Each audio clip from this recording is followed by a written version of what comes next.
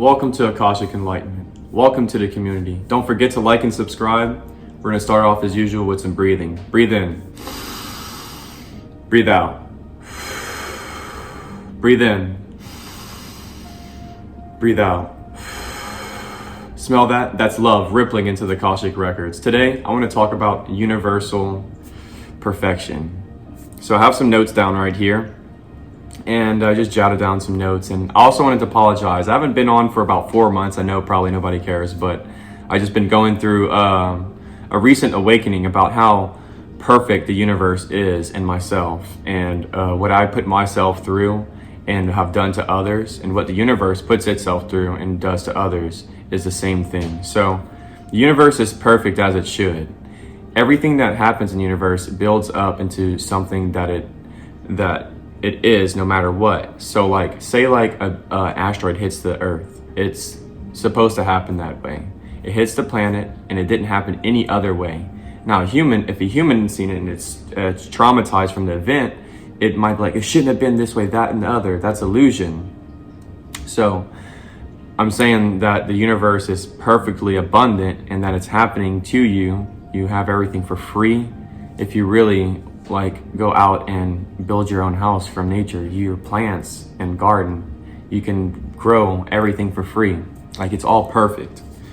You're in the Garden of Eden. God is happening perfectly to you. All right, so everything that you've been through and done to others and done to yourself, it has been a bunch of different traumas to awesome journeys and different sequences that played up one person, one personality, one giant personality that you have today. And instead of looking at all the things that you've done to yourself and others as bad or good, you should look at it as love and enjoy it, instead of running from all the emotions within yourself, and learn to love all the emotions on the spectrum. Because whenever you don't love the universe that you have within you and see it as it is, it'll go to the ego or the shadow self, your emotions, and feel separate. Your emotions will feel separate from the oneness spectrum that you have within of emotions. Like, say like I get angry. Instead of getting angry and continuing to get angry, or like continuing to like want to do something violent to somebody else or myself, or like continuing to like smoke cigarettes instead of quitting, and getting stressed out about these things, I learned that all those things built me up who the person I am today, and that I kind of needed to go through those things in a weird way to get away from those things. And it's not like that for everybody, but for me, my experience, I learned to like not demonize what I went through, and learn to love that those emotions that didn't feel too well, like severe depression, severe anxiety, and stuff like that. I learned to love all of it instead of letting it feel, because whenever you don't love any emotion, even if it doesn't feel good, you will go into a state of short-term pleasures that will have no long-term pleasure goals in mind at all. And it'll be a repetitive insanity of short-term pleasures like scrolling, smoking weed, cigarettes, drinking, and being alone for nothing, like lonely, which is chilling with people all the time and not being by yourself. Those type of things. That's what happens whenever you don't realize how perfect your journey is and how perfect you are. It doesn't mean let's go kill people, let's go rape people, let's go do a bunch of meth or like some drugs and stuff. And it doesn't mean that. It means that I've realized how perfect that the journey that I'm going through is, and I'm going to, instead demonize it, I'm going to meet it in the middle with a loving energy that's serene, and let it just be what it is and not react to it, and be it. I'm not gonna let the personality that I have within me become the person on the outside. I've chose to live in love and live with this emotion for the rest of my life and be genuine about it, instead of like tossing it to the side because it don't feel good. If you toss your emotions to the side because it don't feel good, and you don't sit with them and let them be felt, they will go to the ego and the shadow self, and it will become demonic parasitic energy that you will repeat over and over and over, and it would create depression in your life and anxiety. So what is depression and anxiety? Depression and anxiety is going to be within you probably for the rest of your life. And the things that help with those type of things is by like accepting that these emotions are just there and they really aren't like you. They're just illusion. They're there to keep you going in life and not like reacting to them in the negative side. So instead of using anger for beating on people or something, you would use anger to learn martial arts or something like that. You know, you transmute the energy to its positive self instead of reacting to the trauma that you've been through when you were a kid in a repetitive manner. Like for me, right now, the things that I'm trying to heal is cigarettes and weed. And I got a seasonal job in the middle of nowhere where there's no dispos, and I'm just gonna quit cigarettes and ball out. And I want to experience the hardness of quitting those things and like having it gone for a really long time, especially cigarettes. I want it gone forever. And what I mean by gone forever is I don't want to sit there and react to those cravings forever. I want to sit with those emotions and be kind to them and just go through the hard part of quitting, because there is karma that comes with quitting. And when you quit anything, those emotions will stay with you for the rest of your life. Like I know people that quit cigarettes for like 20 years, and here and there they smell a cigarette and they crave it, but they don't, since they've ignored it for 20 years and sat with those emotions for 20 years, it's at its healed stage. They don't smoke, but they still get the craving, is what I'm trying to say. So like for any emotional healing or any trauma that comes from the past, if you don't let it feel loved, it will grow into this demonic energy, which is lower desire energy.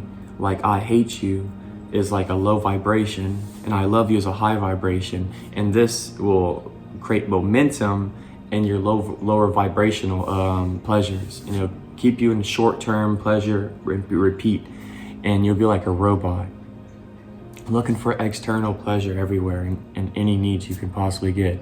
And I've noticed that about myself the past like 4 or 5 months to 3 years, that a lot of the short-term pleasures and the way system I was born into, the way that I was raised and stuff, and the religion that I was raised in, I realized that I don't have to partake in those things anymore emotionally or react to them. I can meet them in the middle with serene love and really just let it be. And it just goes. Kind of like a nicotine craving, it goes away. It doesn't just stay there for the rest of your life. Anxiety doesn't stay right there. You have to learn to love the whole spectrum, the entire spectrum, and forgive and meet it with like in the heart space with like genuinely, like I'm gonna be here till like the end of time type deal. And it's not bad or good. It just feels, it's just what it is. And you heal like that. You know, and the more you carve your neural pathways. So in neuroscience, I'm not a neuroscientist, but I'll speak a little bit on it. So in neuroscientists and neuroplasticists, what they do is they research the neural pathways, and the more that you embark on things that are uncomfortable, those neural pathways will work in your favor, and they will grow in a way that you will have more of the emotions going to the gym instead of smoking cigarettes, you know? So like the momentum of going to the gym will be stronger than the momentum of cigarettes. And that's how you build up your neural pathways and stuff. And a lot of people don't have those neural pathways built up because of all the short-term pleasures that they're indulging in. And I'm one of those people. Like I still smoke cigarettes, weed, and I do alcohol and stuff. And I want to minimize it. So I want to minimize weed and alcohol to almost nothing. And I'm definitely quitting cigarettes completely because I have a small heart condition. I can still do sports and stuff, and it's not gonna it's not gonna kill me tomorrow or the next day or in 10 years. It'd be like, you know, like 30 years down the line compared to somebody that died on cigarettes at 70. I die at like 50 or 60 if I don't quit, you know. So these type of things you have to learn to meet in the middle, not demonize it, meet it with the heart space, forgive yourself and forgive others genuinely. And even whenever your mind goes off on a rampage, it's all right.